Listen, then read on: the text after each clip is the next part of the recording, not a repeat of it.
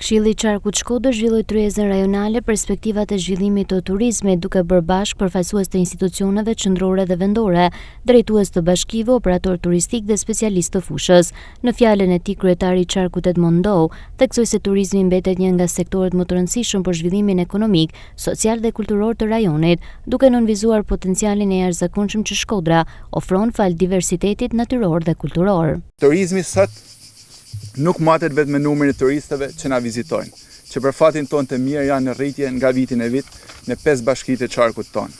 Por ai matet me cilësinë e shërbimeve, me zhvillimin e ekonomisë lokale, me punësimin e të rinjve, me mbështetjen e fermerëve dhe të sipërmarrësve, si dhe me ruajtjen e identitetit të trashëgimisë tonë. Prandaj kjo tryezë nuk është thjesht një takim institucional, por e kam parë si një mundësi për të ndërtuar një vizion të përbashkën mbi mënyrën se si duhet ta zhvillojmë dhe mbështesim turizmin në Qarkun tonë. Si Këshilli i Qarkut Shkodër, ne besojmë se zhvillimi i turizmit kërkon bashkëpunim të vazhdueshëm midis të gjitha bashkive të Qarkut tonë, institucioneve shtetërore, sektorit privat, universitetit, organizatave si dhe komunitetit.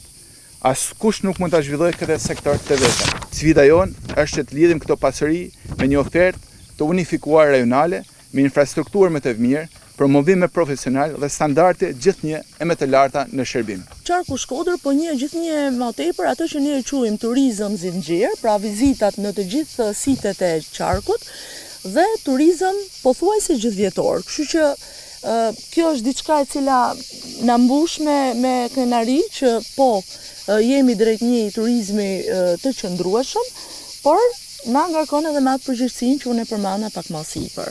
Kjo tryezë e përbashkët sot është më së miri një tregues i unifikimit të problematikës dhe të dëshirës për ta zhvilluar sa më mirë turizmin në Qarkun tonë. Infrastruktura është problem kryesor për investimin në infrastrukturë, mbështetja me projekte dhe grante që ne të rrisim fuqinë akomoduese të turistëve, pasi thojmë sot jemi në nivele kaq të ulta edhe të shtretrave, edhe të mundësive akomoduese. Turizmi nuk ka të bëjë vetëm me një bashki, por me krejt Qarkun, turizmi nuk njeh kufi administrativ. Unë vin nga fakulteti ekonomik, ku ne kemi një departament të turizmit, i fokusum në zhvillimin e turizmit të qëndrueshëm.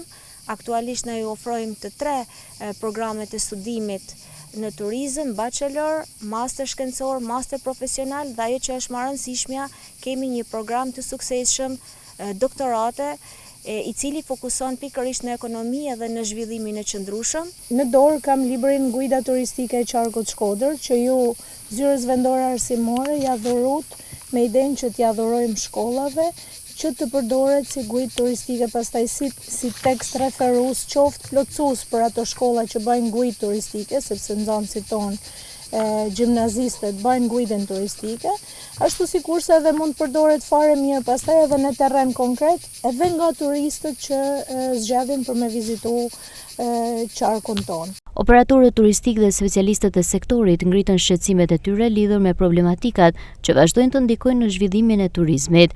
Tryeza u vlerësua si një platformë e rëndësishme dialogu dhe bashkëpunimi, ndërsa pjesëmarrësit shprehën ngadishmërinë për të vijuar bashkëpunimin në funksion të promovimit dhe zhvillimit të qëndrueshëm të potencialeve turistike të Qarkut Shkodër.